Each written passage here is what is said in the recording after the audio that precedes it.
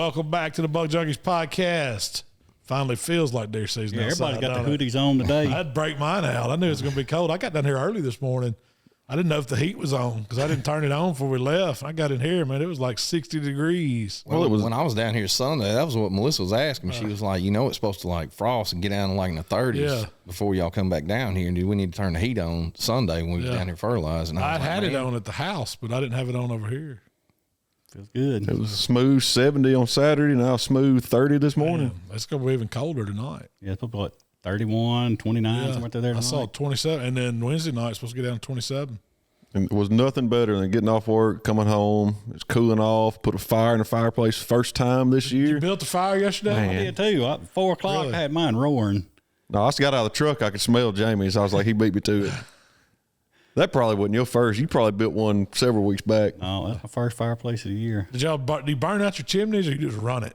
You put a big enough fire and it'll burn it You out. don't have to do any of those chimney cleaners or nothing? I mean, I did mine last year, but I mean, no, I'm running it this year. I got gas logs at the house, so I can't do all that. They used to make a cleaning log. I don't know if they. Yeah, that's they what I do. was thinking. You set that thing in there, and it's supposed to like harden up the stuff that's in the chimney, and then you start a fire, and it'll get brittle and fall down where it don't.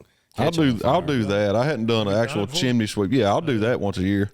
I don't know that it does nothing because it looks the same as it did before. But yeah, y'all use it to heat your house, though, don't you? Mm-hmm. Yeah.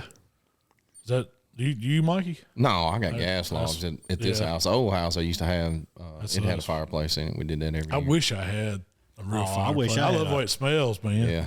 I mean, I wish if I could do it again, it'd be all open, Cracker Barrel style, like Big, roaring open fire. fireplace. Yep.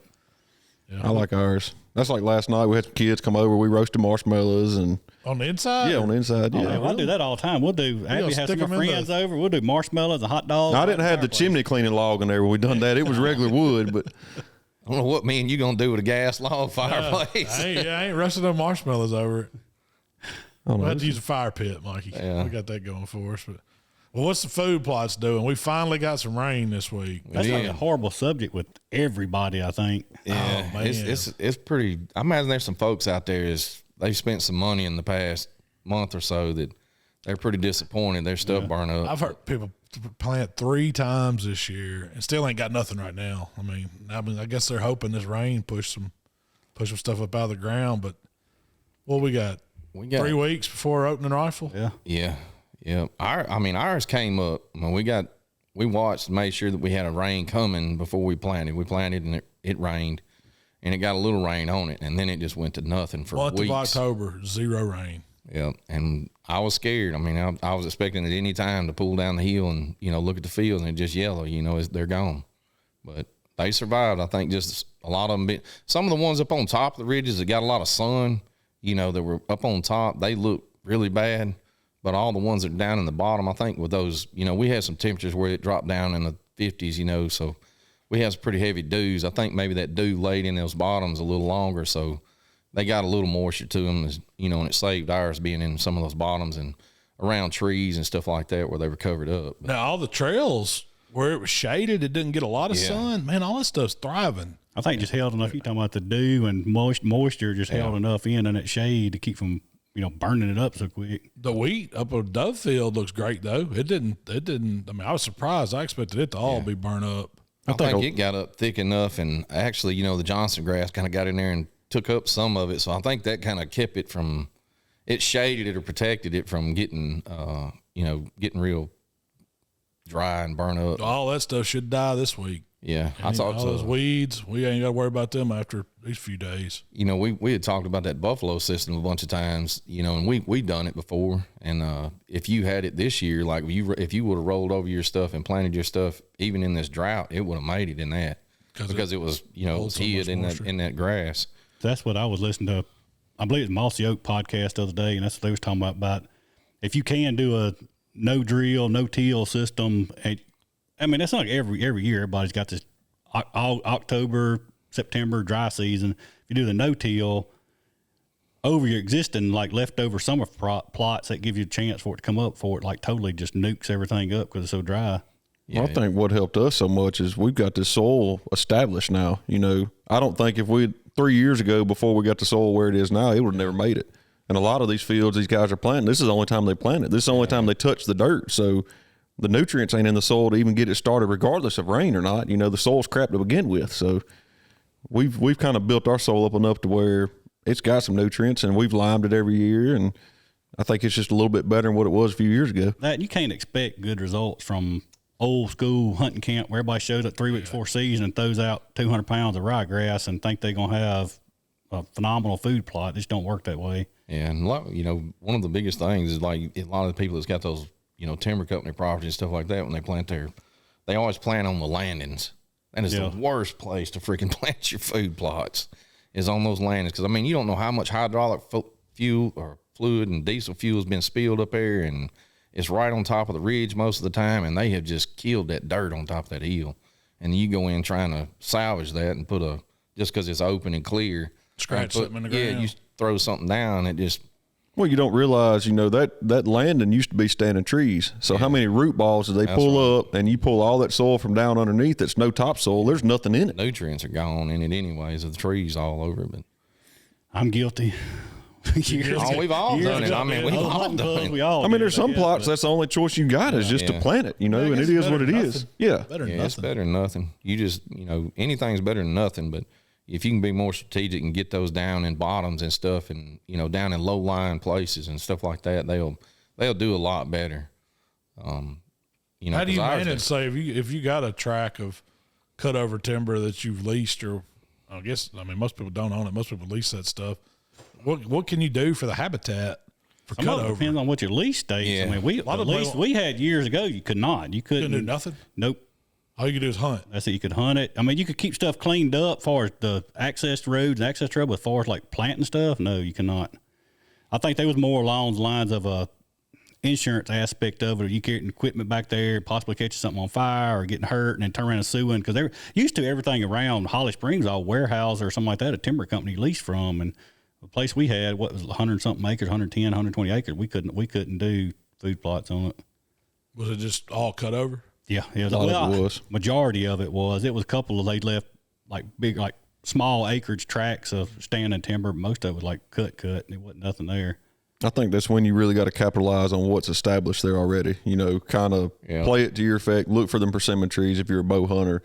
Look for natural, you know, find them big white oaks and stuff like that. And you're going to have to play those cards. And then, I mean, if you can't, I mean, I couldn't remember on some of that stuff. You couldn't plant at all. Or you couldn't break ground. You couldn't. I don't think you could break ground. I mean, so you probably could go in there and just sow it and rake it over, you know, throw and grow or something like that. Just keep your fingers crossed that it comes up. That's what most people do: plant the roads and trails and sides of the roads and all that. That's about all they get. But I mean, same thing Mark was saying. You know, if you can't plant and there's nothing there, I mean, there's always honeysuckle, there's always briars. You can fertilize that. You can fertilize that like during the summer, and that stuff will thrive. So that first year is probably pretty tough once they cut it, but that second and third year, I guess it gets a little more growth, undergrowth coming, and new trees coming out. Anything's better than nothing. Yep. Even find your water hole. If that's what you got to do, go find it. Man, I bet you was bow hunting water holes this year. You had kill them because ditches are dry. Man, every one of our ditches bone dry. Like you rode up. I rode up the one behind the plantation. Yeah, little farm ponds and stuff like that survived this drought. I mean, our two ponds over here, I mean, one of those is almost gone, and the other one is as dry as I've ever seen it. I mean, there's stumps out there I didn't even know was in the pond on that shallow end. So, I mean, that pond's way down. Well, this is the first year I've seen a lot of these big, you know, Mossy Oak, Realtree, a lot of these guys have been posting stuff about if you find a fawn, how to tell if they're dehydrated, to look at their ears and stuff. And I've seen more articles about that in the last 3 weeks than I ever have. And it's pretty interesting to watch them, you know, what to look for and stuff like that. And, man, I couldn't imagine, you know, you get a fawn out there that maybe got away from his mom or something like that. Like, they don't know. I mean, you got to find water, and it's been pretty freaking dry in Mississippi. Dude, them fawns at the house just in the past couple of weeks lost their spots. There ain't been no rain to wash them off. That's what it is. Yeah. We had one on camera. You could still see a few spots on over there by the house. I'm doe and fawn poor at my house. I got a couple of little small bucks, but I got some does and fawns. How many have you been seeing? Like, it was 11 out there the other day. Wow, just right out the back door. Mm-hmm. I like that.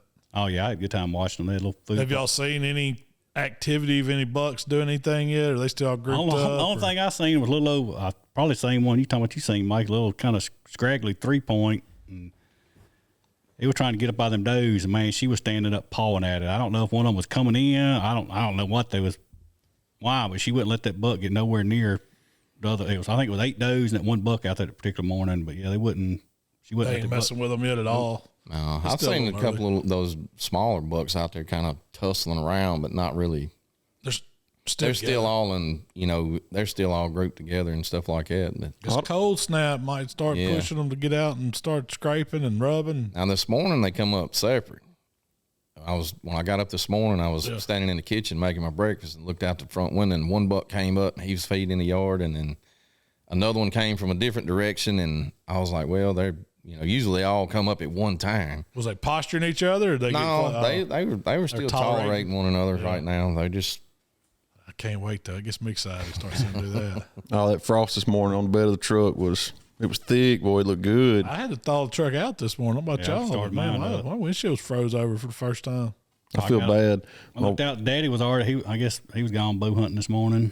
My wife's Jeep has got a thermostat stuck open so it won't get hot. Oh man, it's a cold ride. It's a cold ride. All I could tell her, I said, "Hey, I got to put a thermostat in it."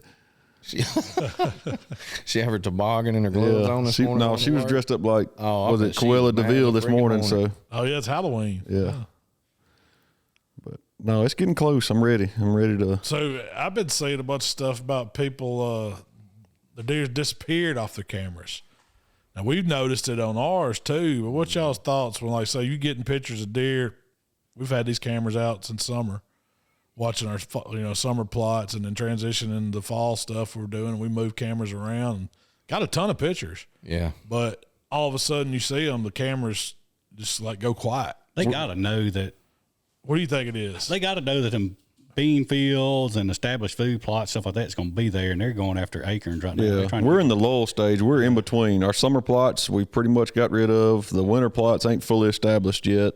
And acorns are dropping like crazy. So they're going to the acorns. They're smart enough to know that. So they're just moving food source. Yep. Yeah. Well, I mean, you got to think, the acorn is the deer's favorite food. There is no other food that'll draw him faster than that, especially a white oak acorn.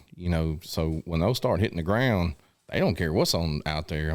They're going to those. So if you ain't got your cameras on those, then they're going to disappear off your fields. So what's your advice for somebody if they all of a sudden disappeared? Are the deer gone? No. They're not gone. They just may not be coming back to that spot. That may not be their main spot to feed in no more. Because we see it on ours every year. When the acorns start dropping because we start getting fewer and fewer pictures and everything goes. And we could leave those cameras probably in the same places on some of those food plots and stuff. And in the next, I don't know, probably month or so, they'll come back out and we'll start getting hundreds of pictures of deer back in the fields. The acorns played out. Once they get all the acorns ate. I tell you, them big oaks at the end of plantation, they are dropping some acorns. It is crazy how many's out there, and it's a bunch of caps out there. Yeah, and it's hard to set cameras on an acorn tree because we've got I moved one Sunday over into a white oak mott that's over there on the backside of your place.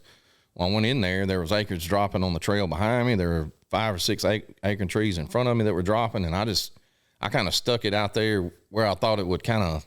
In a central location where it may catch them coming through, maybe not feeding. And, it finally caught some pictures, but, some of them, the deer are way back up in the woods. Yeah. So they're not just feeding under one tree. If you got several in one spot, they're feeding in a, several acre area. Yeah, several acre area. So, you're going to get just a few pictures of them trying to keep them on. So scouting, I guess, is what you got to do and get out there and find those trees and make a mental note at the least. Yeah. And I think where those oak trees are. I think it is a difference in oak trees. Like, I don't know if it's the nutrients in the ground. It's like some acorns might taste better or sweeter or something than the other ones, and some of them might be more bitter because you'll see trees. It's like acorns all under the tree, but the deer's nothing's eating them. Yeah. And then tree right beside it, man, they're mowing on. It ain't acorn hitting the ground without them eating it. It's got to be something with the flavor of it. I don't know if it's something I don't know if oak trees have sexes like persimmon trees or topworm trees do or not. I don't know. They'll go dormant. Usually they'll go dormant 1 year and it may be 2 years. It's going to survive. Putting off fruit takes a lot of nutrients out of the actual plant or the tree. So when it's producing fruit, that's when it is most vulnerable. So if it knows it's not going, it don't have enough to do that, it won't. It'll hold back. It'll hold back. Them big ones, they ain't holding back. So they dumping them out. I don't know if also like it heard- comes back that next year, if it, maybe the acorns are a lot better because it held back and now it's built itself back up and starts dropping. taste. Well, when they know, I mean, I've always heard when they know it's the tree kind of knows it's going to be a bad year. If we want to reproduce tree, I might die. I'm going to have to drop some acorns. So that's what they're just doing it to reproduce the trees too. Now, I don't know how true it is, but I've heard that. Okay. Well, they ain't been here for thousands of years being dumb. Even though it's just a tree, they ain't dumb. But going out and knowing where those acorn trees on your property or wherever you are, when you've got your cameras in other locations, you better go get them moved on the way they're, figure out where they're bedding, where they're going to those acorn trees, and put those cameras in there and intercept them. That's how you're going to get those pics of them when they disappear on you. Yeah, because there's so many apps now hunting apps that you can use, and you can drop pins on those trees easily. That's how me and Randy squirrel hunted a few weeks ago. Randy had pins dropped on these trees that were dropping acorns heavy, and that he had killed several squirrels, out of that one tree just sitting under it.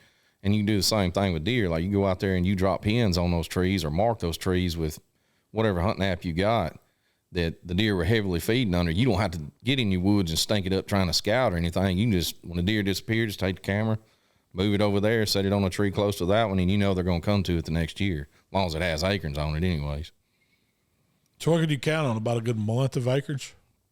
Usually, probably once they start falling 2 weeks, they usually drop pretty heavy for 2 weeks. They're slow starting, and then once they start coming off pretty good. And then there's a few stragglers that hang on that third week, and then it's about over after about 3 weeks.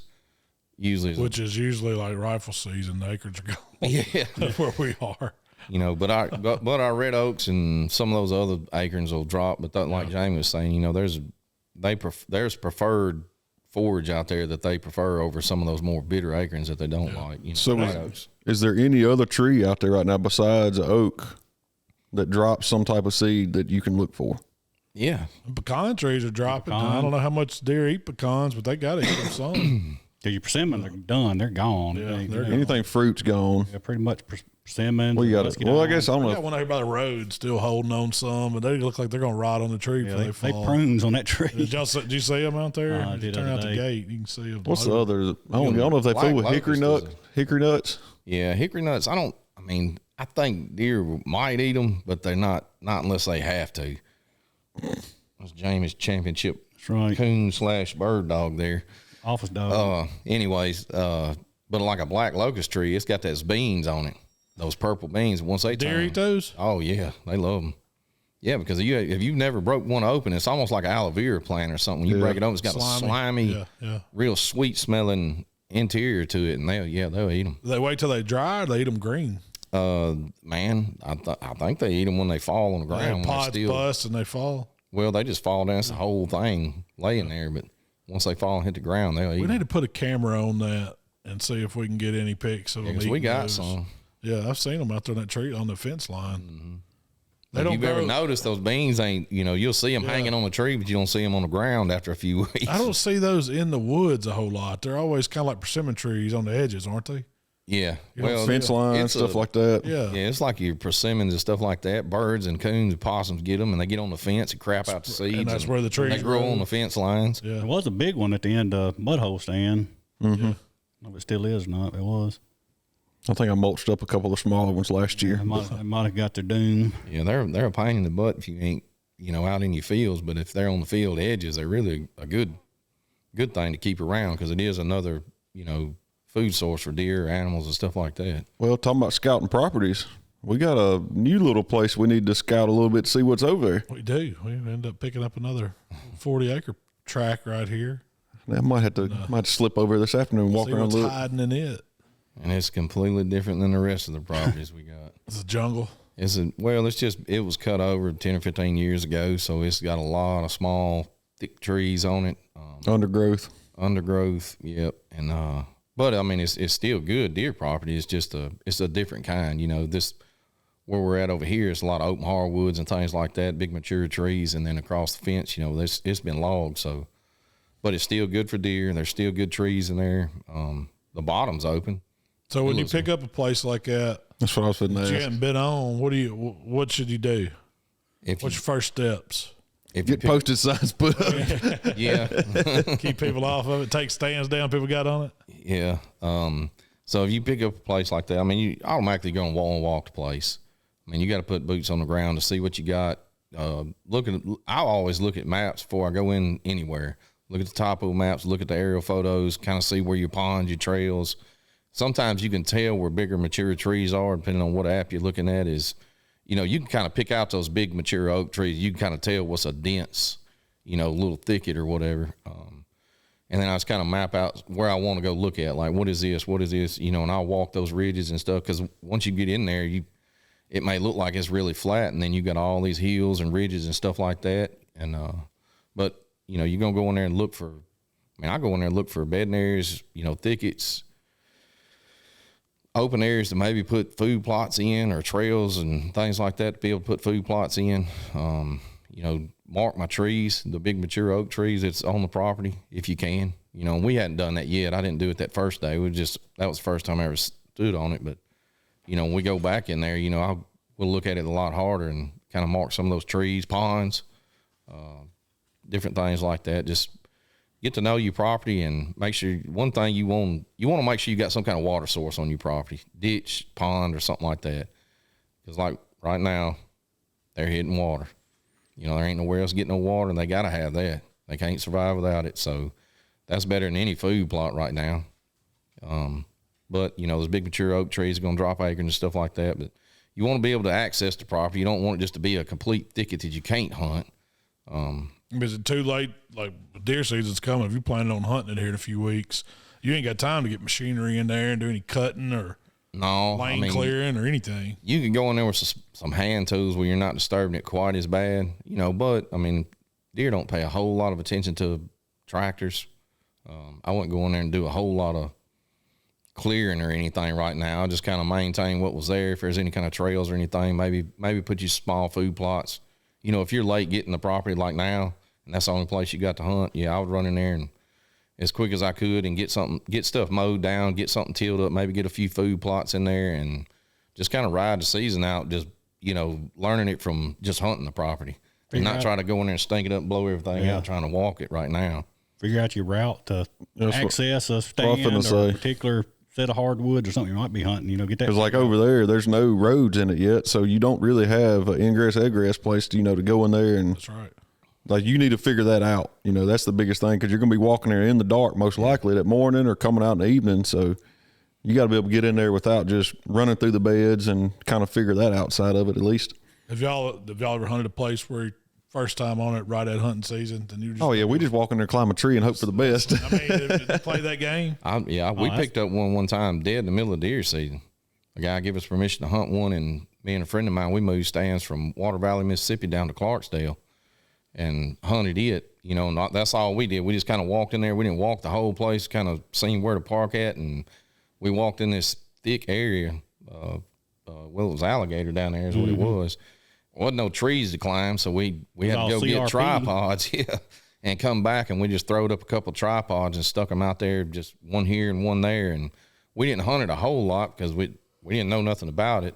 We knew there were big deer on it, but we would just go down there every now and then, just kind of more or less scouting from the stand, and just seeing how the deer moved through there. And we did see some deer. We killed some deer down there, but that is one good thing, is if it is a new property and say it doesn't have any history in the last few years of people hunting it, you're more than likely you'll see something that first time in there, because you're going to be the first person in there, and who knows how long, But who knows where that deer may be, if you're actually going to guess the right location. And I'm good at that. I can walk blindly in the woods and climb a Jamie tree. walks blindly in the woods every time. You hunting where we used to hunt, we'd walk in there and it'd look like a landing strip at the airport, because Jamie would have them cat I eyes. had two ways going in. And he'd get lost every time, and he'd put another set of cat eyes up, and there'd be 20 sets. You couldn't find Jamie stand. You used to be in there walking circles. I've been in the stand for, and Jamie passed me 3 times going to the stand. Walking circles. Walking circles. On, he finally found the You tree. got to understand this property. It was 147 acres, and It was easy to get turned around. Get lost in that place because it had probably 20 little small, like that never had water in them, hard, just little ditches. And you'd think you was on the right ditch and follow it and you'd get turned around up there pretty dang easy. I'm good about going out there and just climbing a new spot and killing a buck. Oh, yeah. Yeah. No, Jamie's got that luck. Do not ever invite Jamie to go hunting and expect him not to kill the deer you want to kill, because he's finna kill it. He ain't gonna shoot a doe. He gonna kill that buck. Kill the buck. Maybe they know you got a deal worked out with them, I guess, or something. Well, have y'all shot your rifles any? That was something else I thought we'd talk about today. I have not. How many people, and I bet it's the majority, never touch their rifle after rifle season closes Till the following November? The following November. I'm guilty of So that. I'm guilty. Are y'all? Yeah. Yeah. I mean, I've carried mine around after deer season and tractor some, I've seen a coyote or something to shoot. But other than that, like just randomly shooting in July, no, I ain't doing that.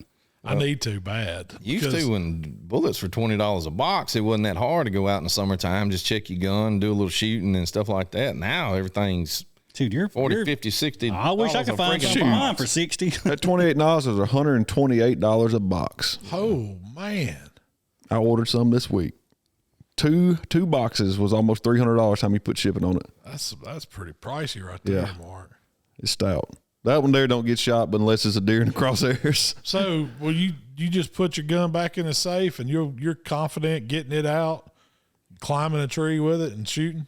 No. Yes, I'm not. I mean, I think- am, but I'm gonna do the deer justice and shoot it to make sure, Yeah. you know. I'm gonna be guilty of the week or two before deer season, getting out there and shooting it a couple times. Well, that's what I plan to do. I mean, I'm gonna take mine and sit on the bench and make sure it's. I mean, first got to clean it. I probably didn't clean it when I put it up. All mine are clean. The biggest thing that I've learned since growing up, and when I was a kid, I always borrowed somebody's gun because I just didn't have a high powered rifle at the time. I was shooting Mikey's 35 or shooting something.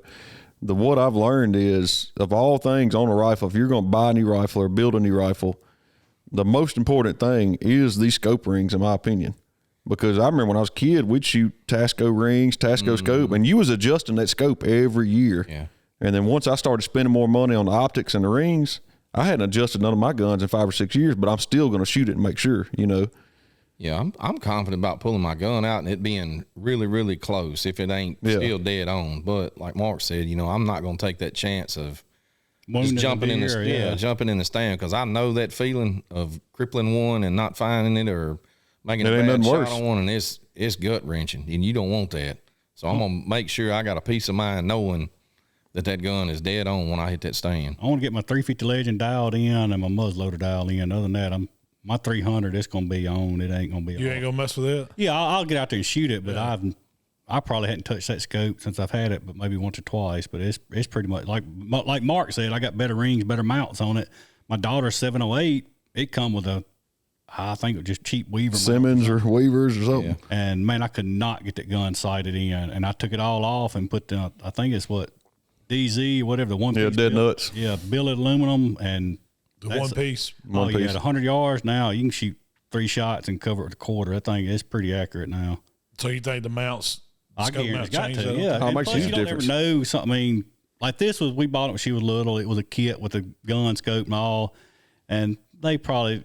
Who knows? I know they didn't have Loctite on nothing, but I mean, who knows if they had it all torqued down to spec, if it would just throw together or what. But once I changed scope mounts, that gun shoots real good.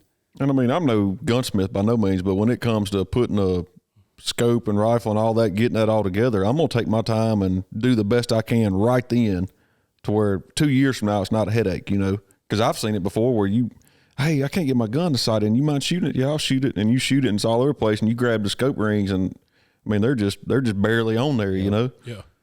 That and then people, man, What was those? just go buy. I mean, they whatever bullets. Yeah, they might go to Walmart, buy a Remington this time. It might be a Federal next time. It might be Winchester, and they just 165 grand. Your brother is the most worst person about it, because he had that 30-06. He wanted me to shoot it, make sure it's on, and he brought me a box, and there was ballistic tip, some 250 grain round nose bullets. There was, 220s. I mean, he had every shell made for a 30-06 in that Had one everything box of from whitetail Remingtons. to elephant, didn't he? It was just like an assortment. He had the Yes. assortment box.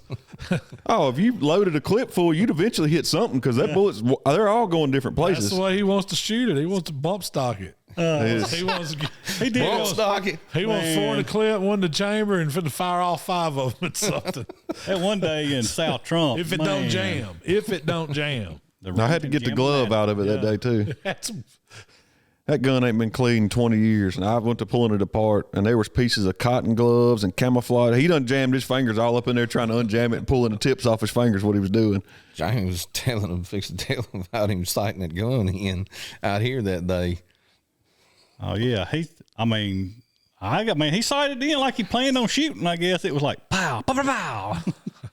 He emptied that clip in just a matter of 5 seconds. you couldn't have shot any faster.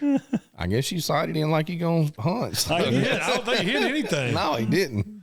Oh, we have his old plate down there on a stick, wasn't it? He was freehanding too, I think. I don't think he even got on the bench. And that lucky rascal killed one of the biggest deers down here today. Yeah, he has. I mean, He one shot at it too, didn't yeah. Oh, well, wasn't nobody else down here. I guarantee The rumor is he one shot at it. Yeah, there was more than one shot fired that day. How far are y'all going to start out? So, I mean, when you shoot your rifle off the bench, what yardage do you want to start at? If it's one I hunted with last year, I'm going to shoot 100 yards, and it's going to be there. New gun, yeah, maybe 25, and then work out to 100. And we got a place at my dad's that's 25, 50, and 100, and then 350. And then a little over 330, 350. Yeah, little over 300 yards. Got another little steel plate out there, and I ain't shot my 350 Legend that far, but I can hit it with my 300. So where do you want it, dead on it or a little bit low at 100?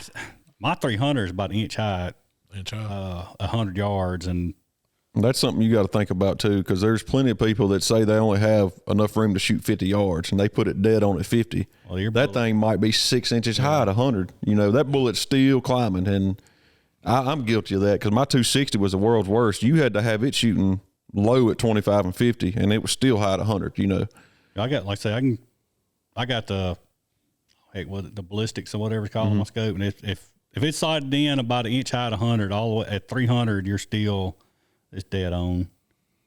I'm not a confident shooter at 300-400 yards. I don't like it, but if I had to, it'd be the gun could do it. Yeah, the gun could. Jamie might not could, but the gun could. Yeah, I'm not sighting. If I'm sighting a gun I'm not sighting in less than 100 yards. But depending on which gun it is and where I'm hunting at is like around here. Most of the guns, like the 308, I'll sight it in just a little high at 100 yards. Usually somewhere between an inch and a half group at 100 yards high. And then like that 350 Legend or the 12 gauge shotgun or something. I mean, they're going dead nuts at 100 yards. Yeah. It also depends on where you hunt. I mean, I hunted down the Delta and Tunica several years ago with a good friend of mine, and we go down there sighting guns in. I'm like, well, we're shooting at, and he's like sighting his in at 500 yards, but I ain't never shot a deer that far. Yeah, I guess it depends on what you're used to, though. Yeah. If somebody like lives down there and used to seeing deer that far, that's what they shoot. I mean, I've seen him 500 yard dirt roll a doe like it was nothing. I can't be still enough to shoot that far. But if that's what you're used to doing, I don't want to shoot one that far, but it is fun trying to shoot that far to target. You know, I like it. Those guys in the Delta, man, they that's a different breed down there. it does. I mean, I hunted with a guy that was like that. We hunted Delta all the time, like you said. I mean, he clipped a doe running across a field. I'd bumped her out of a thicket. She ran across a rice field. I know exactly you're talking about Chuck Riley. I know exactly what you're talking about. He passed away a couple years ago, but Clay, Chuck Riley would freaking shoot. If it break out 300 yards running across the field, they could roll that joke. Yeah, it's like shooting doves to them. I mean, and within 100 yards, I've run thickets and jumped them on them close. They can't hit them. They got to let them get out there a little bit. Get some They'd empty the gun at 100 yards and roll it dead at 300. Which ones are y'all shooting this year? You got several guns you're going to hunt with? You going to stick with just your reliable or? I got to shoot something at 350 Legend. I hunted with some last year. I didn't shoot anything. That's what I'm going with. Unless I go shoot, that's it. Unless I go to Plantation or somewhere I know I'm gonna shoot over 200 yards. Taking the Bear Creek? Yeah. Yeah, if you hunt Plantation or something like that, you kind of got you gotta have some hilltop maybe. I don't know about South Trunk, but there's a couple stands we got. I'm taking a high powered rifle 308 with him or 30-06 or something like that. But yeah, most of our places, I mean, I'm taking that I'll take that shotgun or that 350 Legend. You gonna see what the shotgun will do this year? We got to see what that 450 Bushmaster's about too. We got that Bear Creek 450. I watched the guy though. That's who he was talking about. You know, I mean, I don't know if you looked recently, but just Marlin lever action 30-30. Man, they are bringing like stupid money, $800,000 for them, and that's an old one. Or it don't matter. Yeah, I mean, a buddy of mine bought a very, very clean. It was like I think it was a Marlin, but it was a limited edition, kind of the nickel. It wasn't a blued barrel, it was like a nickel barrel. Yeah. And he got I think he paid $1,200-$1,300 for that gun. And why are those guns bringing so much now? I know. But anyway, that's what this guy was talking about.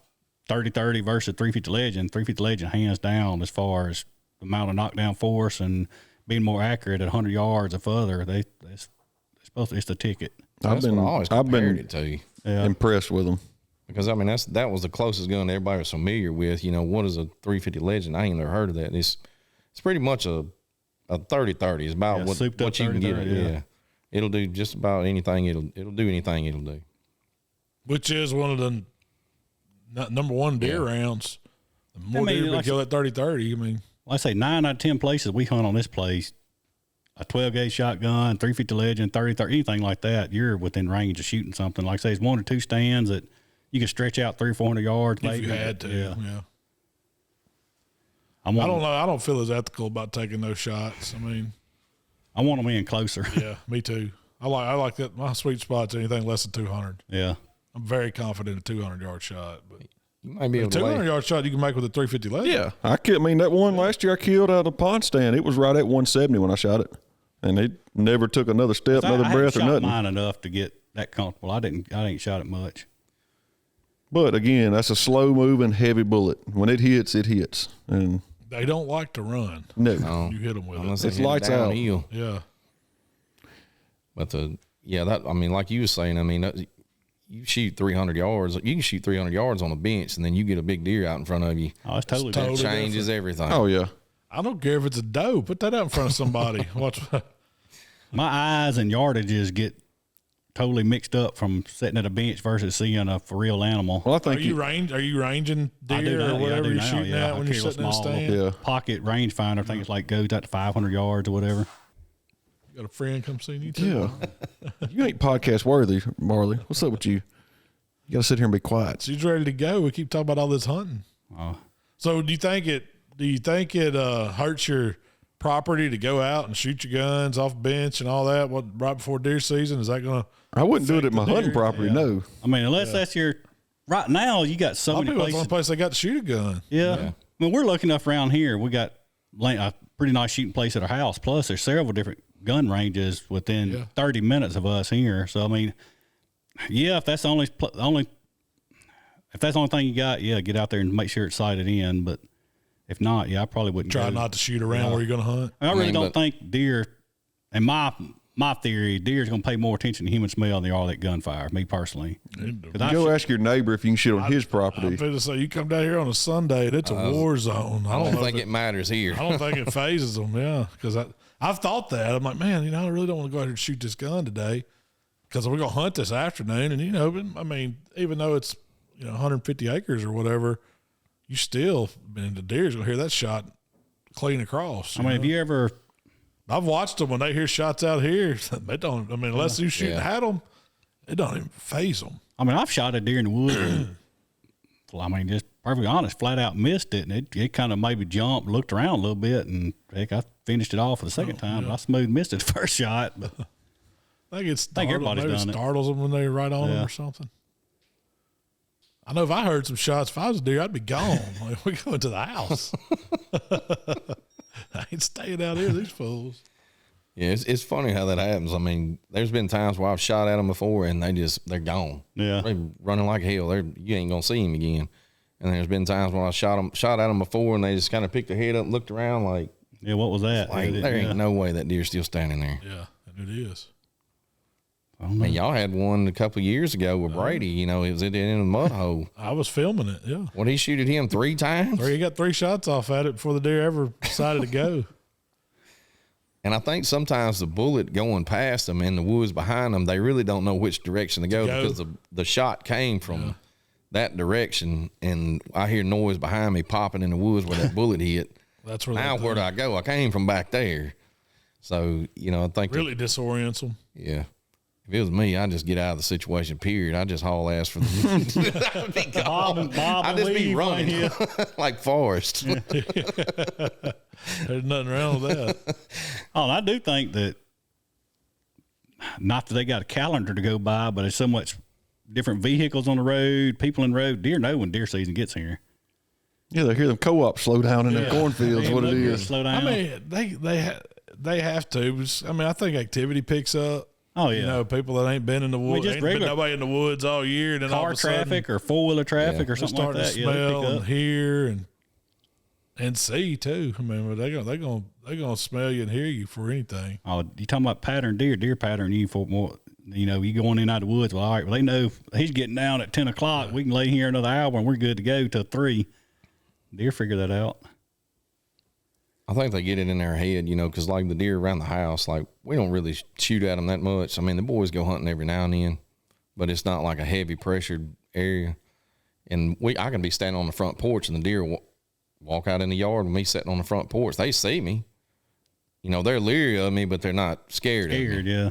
But I think they're used to coming in the yard, seeing me and Melissa or the kids, kind of standing around in the yard, and they know we're not going to harm them, and they'll come up there and mess around in the yard. But, the minute I start shooting at them, they ain't coming. They probably not going to come back. You can feed them out your hand yet? No, not yet. Have you thrown anything out, or they just in the yard eating whatever? It's illegal to throw stuff out, Malcolm. Well, those are pets. If they're in your yard, that's different when they're in the yard. You're trying to trap me. Versus being out on your, it ain't like you got a stand set up on them. They got stuff to eat. You're just trying to see them in the yard. I mean, you don't see all these people. Have you seen that one dude? I don't know where he looks like he's out in Colorado or something. They come up in his garage to his back door. Yeah. Knock on the door. Have y'all seen that dude? I seen one guy He had on his 30 back or 40 porch. deer out there. Yeah, just coming up in his house. It looked like a neighborhood. You can see it's like his house is on a hill, and you can see out his neighbors across the front, and that front yard up in his garage is covered. He's got a 50-gallon garbage can filled with corn. Yeah, them deer come up wanting him to give them corn out of it. I have seen that guy. Yeah. I've seen one. Is that you talking about? You said he walked up in the garage. Yeah, that's the guy. He's got them named and everything. Yeah. That's crazy that they've gotten that used to him. Yeah. I mean, I guess they could. I mean, eventually they figure out, you're feeding them and you're taking care of them. They ain't phasing. Yeah, then they go to the neighbors and yeah, that's what I'm saying. I mean, a shotgun. Well, they stay at your place. They don't have to go to the neighbors. We do. They got food and water. But we put out stuff for the squirrels and the coons and stuff like that, but you can't keep the deers out of it. Yeah, it's hard, ain't it? We got chickens at our house that run around. We got, we keep some of them invisible chickens in it that you get from the No, Daddy's comes all the way over to my house all the time. Them guineas do. That's the reason we keep the egg count up high. We feed them all that protein. There you go. They get protein. Yeah, they're getting protein. It's funny because chickens never quit laying. We went down to my brother's deer camp last weekend. We had to do some maintenance down there and stuff like that. And we went into Holly Springs Walmart, pick up some groceries, cook dinner, and he grabbed a bag of corn out from the back there while he was in line there. Yeah. Yeah. When I come by, there was this, I don't know, it was a teenage boy, and I don't know if it was his mom. She was real young, but anyways, they had a basket like the front end was dipping down. They couldn't get another thing of corn in there without busting the frame on that basket. And I was like, "You going deer hunting?" And he just grinned real big. I was like, "He must have a spot picked out for all that corn." Man, he's going to lay it to him, wasn't he? Oh yeah, he's fixing to put it down, man. So how far out? What is the closest county to us that can feed? I know Tunica County, I believe. I think. I don't know if you can in Tunica. Tunica just got popped with CWD positive, so I'm sure. But it won't count for them over the levy clubs. Yeah, they'll be out of it. They're Arkansas. Yeah. I don't see how that. How that big money, how that stuff works. But I think Panola, it's okay to. I don't know for a fact, but I'm pretty sure Panola's okay. I don't know. I really not. I ain't never. I'm trying to pull it up to see. I don't know. I know we're North Central and we're all CWD, where we are. Shoot every deer you see. They want to shoot every single one of them. Man, I just can't do it. I can't. They ain't killing 14. No. What do you think their theory is behind that? I know what mine is. I think one of the insurance companies want the deer gone because they're tired of paying people hitting them. They're overpopulated. It's a fact because there's not as many people hunting. And then they've got people scared to eat the meat, so nobody wants to kill them. The reason why they're hitting them every time they do road construction, what do you think they plant on the side of the road? They ain't nothing but red clover. Yeah, red clover for them. That's food plots down the interstate. I think there is a problem. There is a population problem, and people do need to kill more deer. It's the people population problem. Yeah, that's population. That's part of it. But I mean, I don't know what the proper deer population should be in the state, but right now it's huge. I think it's over 9 million. I know in our county, like Jamie was saying, we said that last week or the week before last. Our county is so populated and so much housing going in and stuff everywhere. Like that. I mean, we pushed it to the far corners of the county and every little thicket and every little patch of woods around the county, and it's got deer. Yeah. I mean, so they're causing problems and eating up people's stuff, getting hit by cars. Insurance companies are mad because they're so overpopulated. So you think the insurance companies don't have a little sway with the government? I guarantee they lobby them. They lobby them. But anyways, I mean, I think that's another reason we may have CWD, but I think they're pushing it more for that reason than they are just. I for think the it's disease always itself. been around. Oh yeah, you look at diseases like the blue tongue or whatever, chronic wasting, all these other things that the hemorrhagic fever deer can get or whatever. They're all due because of population density. They get overpopulated, and that's nature's way of controlling the population. Yeah. They can't, you just can't support that many deer. Here's your numbers right here.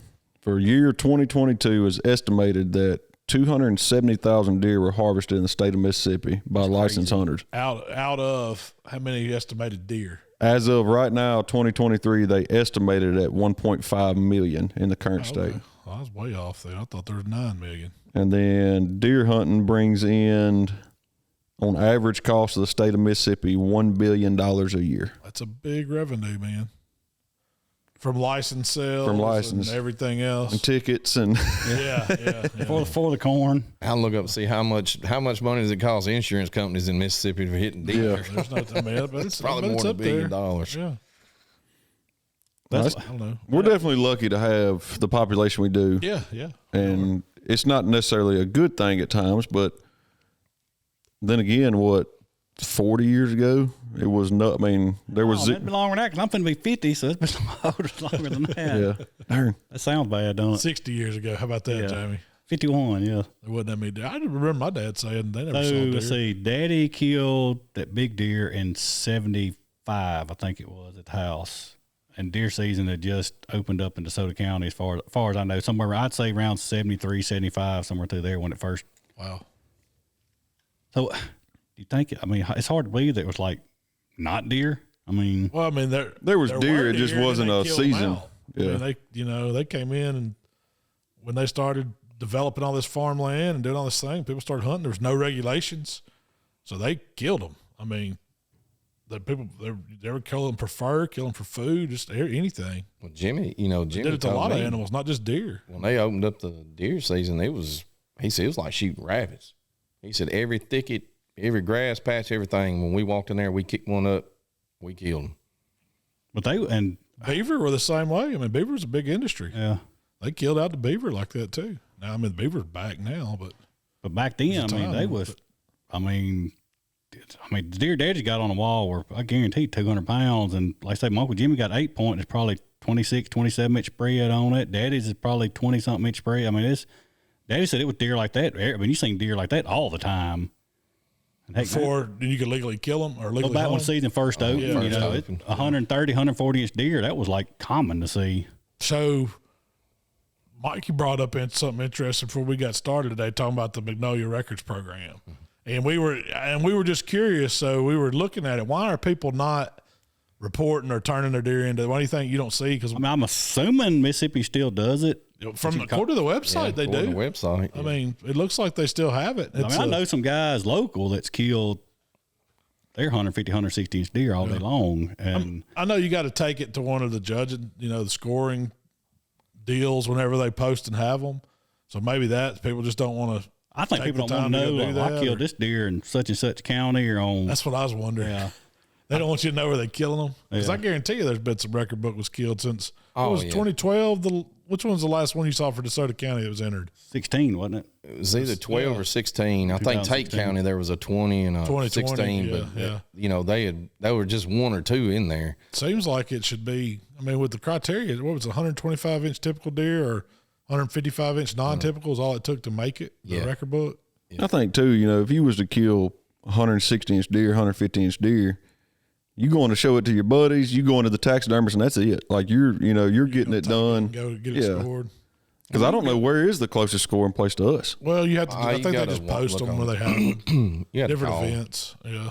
A lot of those, like you can take. I know at one time, like they had, like Lander Center had a boat show. They would do something there. They did it there. Ducks Unlimited used to have one. Yeah.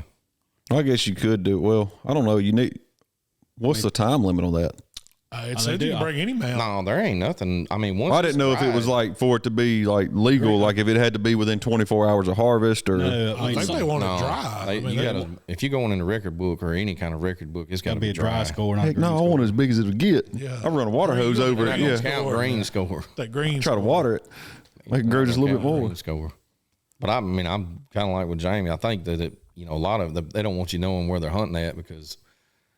Like we said, everything's so populated up here now. There's very few places to hunt in DeSoto County. So, I mean, if they know Jamie killed a deer, most people know where Jamie hunts at up in DeSoto County. So now you got all that pressure of people trying to crowd in on Jamie, or crowd in on him, or come up there and offer money for the place he's hunting, or try to get it out Monday or something like that. So, I mean, as well I do here in 3 weeks, 4 weeks. You get on Facebook, you're going to see some studs that's been killed, DeSoto County, Tate County, Marshall County, all local to us, and it's not going to be on the Mississippi State Record Report. Mm-hmm. Yeah.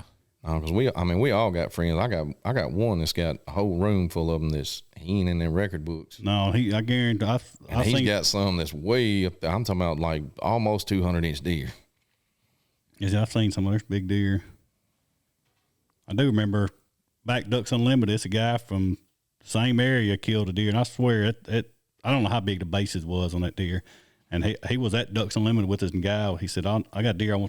Showed him a picture of it. I want you to score." He's like, "You didn't kill that Mississippi?" And he's like, "Yeah, I did." He said, "I got numerous deer." And he's like, "There's no way a deer come from Mississippi that big." And it was, that's been back 20 years ago, and it was a man.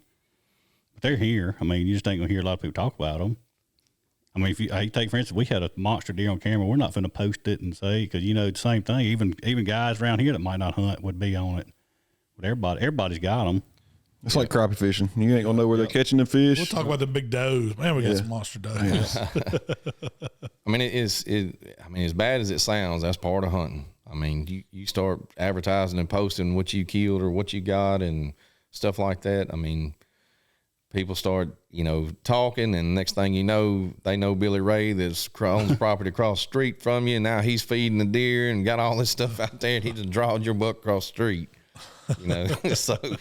All right, so what's the game plan for this year, doe-wise?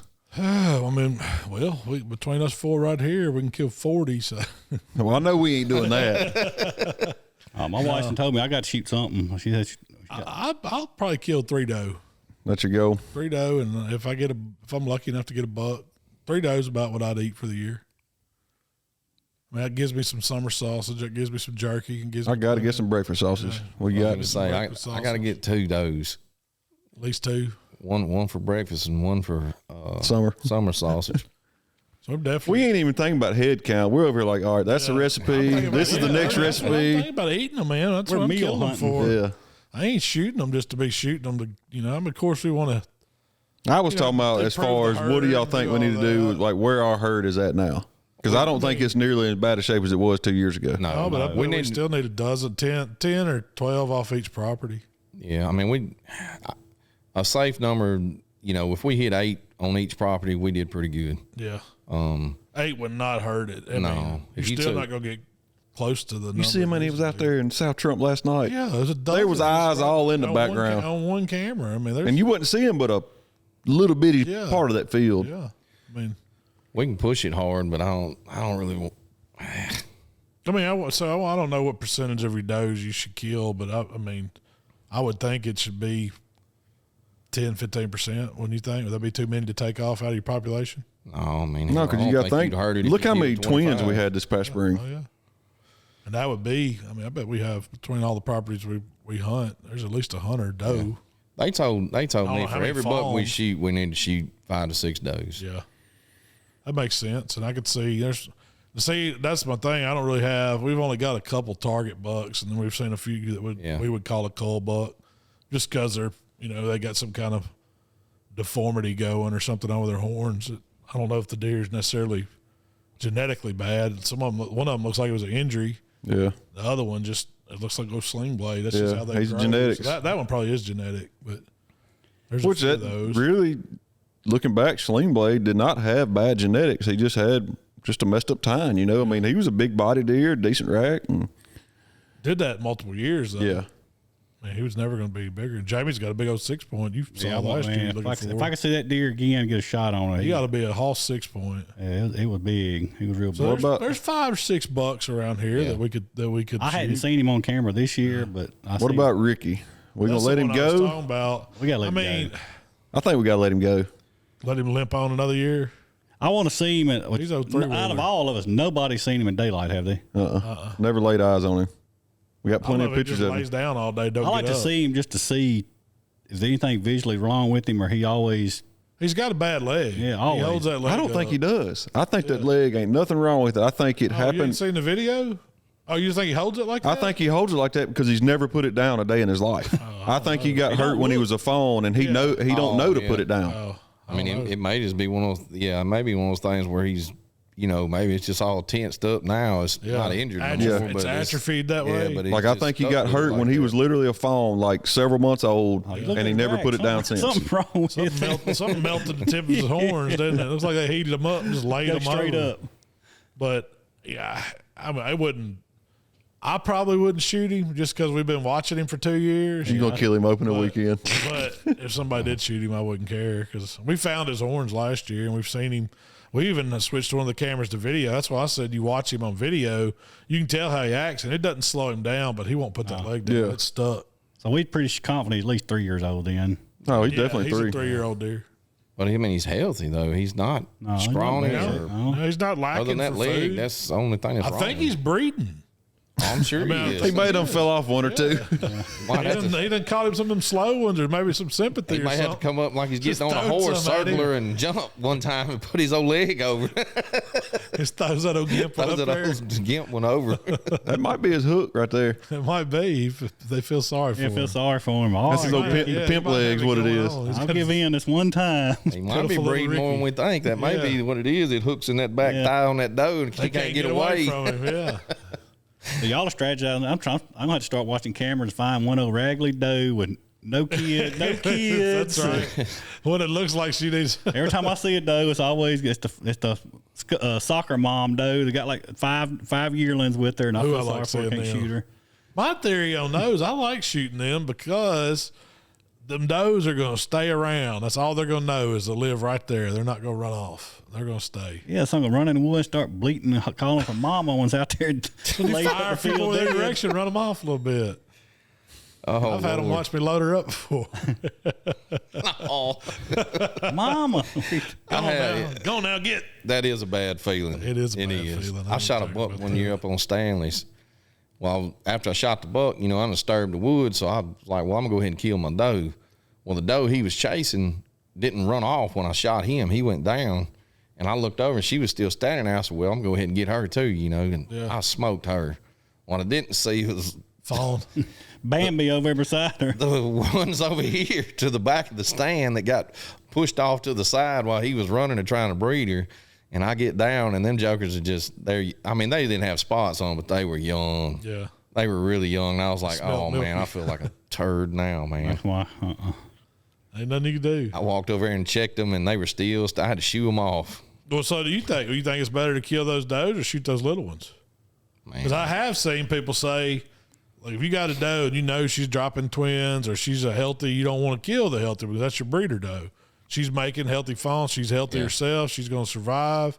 So it's better for you to kill the little ones. I don't know. I mean, I'm a meat hunter, so if I see that big old lop-eared, square-head doe come out in the field, she's dead. Yeah. I'm killing her.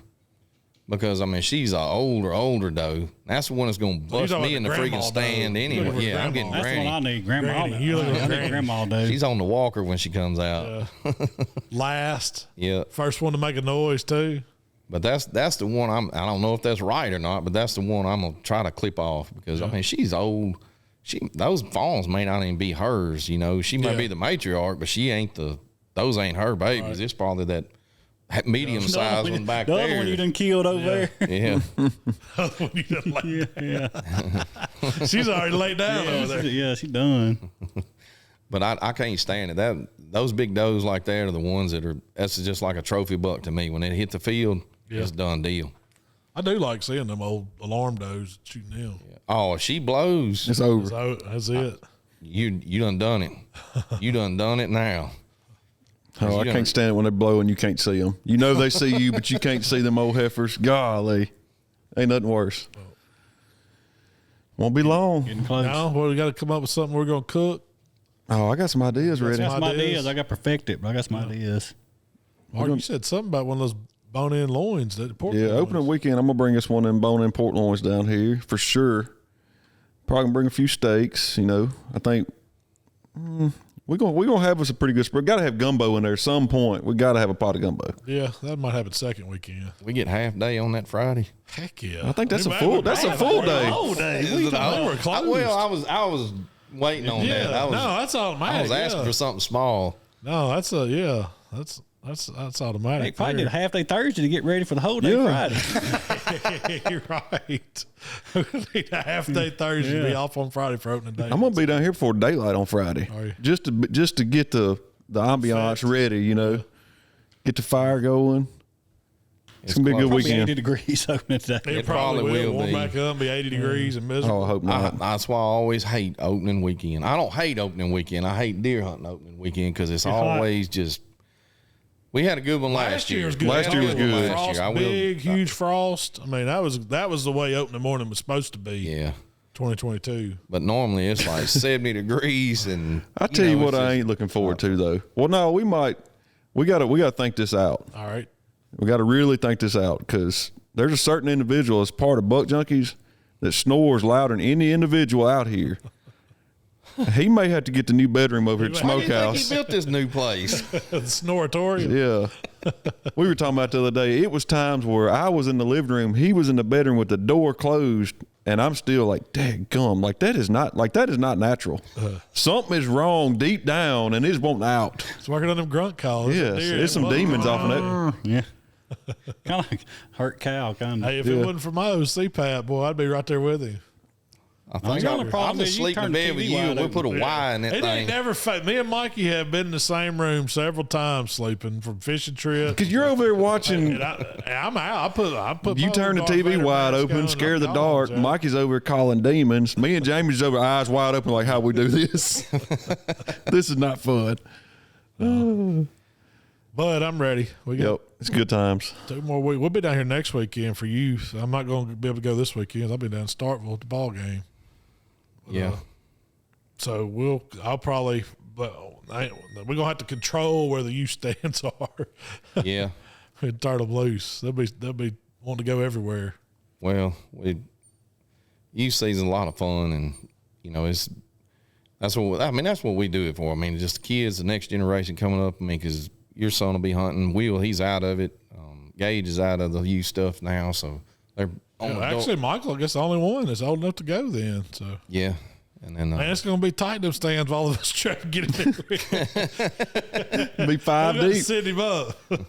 Everybody gets 30 minutes or he something. ain't gonna get no peace. He he ain't ain't, gonna he ain't gonna be able to pull his phone out. Yeah. So it opens the 4th and it stays open to the 17th for youth. Man, they get a long time. Yeah, I didn't realize. Man, I used to get one weekend. That's what I thought it was, one weekend. But there's actually, so we have antlerless only. And I need to look Primitive up- weapon. Yeah, primitive. Is it primitive weapon? Mm-hmm. Yeah, that opens next week, I think. Let me look real fast before we get out of here today. does that run I wanna through say the it's, weekend too? Yeah, it's the same amount of time as youth season. It's just primitive only for adults. Doe only, private land only, I think. Yeah, it's the 6th to the 17th, antlerless deer only on private lands. So, primitive weapon, that's the old smoke pole, Jamie. I don't think you can shoot the single wall cartridges on that one. Yeah, no, you can't. It's still considered. Yeah, okay. Mississippi. I don't know about I thought the first you can't use the 350 Legend, but you can use 35 Whalen, 45 70. Okay. All the old calibers. That 300 Win Mag, primitive. It's pretty primitive. It's a muzzle loader. I can put a bullet in from top. Hey, shotgun was made back before the It had to be, right? Heck yeah. Well, we'll be out of town next 2 weekends, so that'll be. Oh yeah, y'all are. We got Y'all are two more weekends contests. and we're Weekend done. barbecue, and then And go straight to opening weekend. yep. And I got 1 weekend, 2 weekends of hunting, and I'll be at the physically challenged hunt for 2 weekends. That's coming up. Are they taking sign-ups for that, or I is don't it know how many, always? I hadn't talked to Rob since about 2 weeks ago. I don't know how many people got signed up, but I know we're trying to close it out, and anybody wanting to donate anything as far as When does that close? From when y'all are taking help with donations? we're trying to get it rounded up this week, next week, just kind of get an idea about where we stand on. What do they need? I know everybody Pretty needs much all money, the food but stuff taken care of, just money Trying to get donate. financial donation. That helped cover expense of running everything. Plus, some of the guys that don't have a camper or something to stay in, they help maybe cover their hotel expense. Yeah, heck, if you're anybody local listening, if y'all want to donate a camper for these guys to stay in, I know they'll take that. They got full hookups, RV hookups at the park. So who can they get in touch with? You got some contact info, Jamie? I know they call you. Yeah, they can email me, or they can get on the Facebook, and it's Arca Butler Physically Challenged Association on Facebook page. You can reach out to Mike or Lisa Riley, either one, or Rob Hoff, which is works down at the core office. Either one of them will work.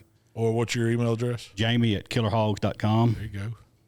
I can get you in touch with them or get you Any local business that happens to be listening to us wants to help out on the Physically Challenged down at Arca Butler, y'all give Jamie a shout. if you want to be a part of it, we'll be down there cooking, doing something. Got to figure out what we're going to cook, what day we're going to cook. And Mike, you had an idea. Yeah, so if we're gonna do a little, not really I guess it will be a contest. You send us a picture of your most. How about just instead of the biggest? A lot of people do them big buck contests. What if we do most unique? just unique or cool, All right. coolest, We'll do whatever we most- think's the coolest pick we get sent. most unique picture of a deer, whether it be on a camera or something you killed or whatever.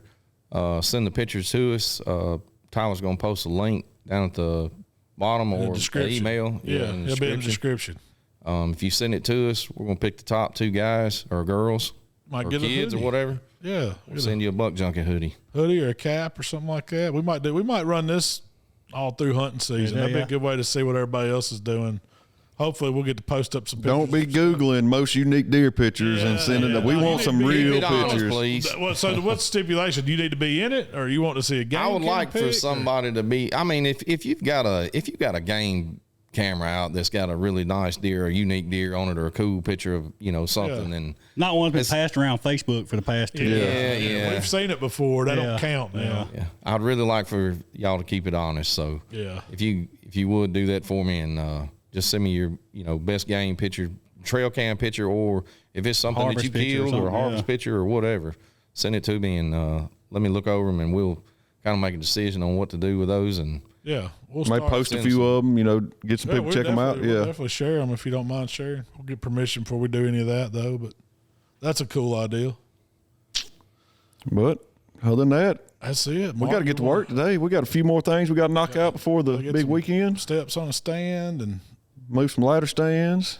Might have to go tromp around on this new property just a little bit just to go see it. see what it's like. Well, take us on out, Mark. We appreciate y'all listening. Y'all can always find us on buckjunkies.com. If y'all got any questions, you know where we're at. Of course, we're on all the platforms. Again, we'll have a few recipes coming out here in the next few weeks. And then we're going to take y'all through the hunting season. So we'll have some content coming, but we appreciate y'all listening. We gone.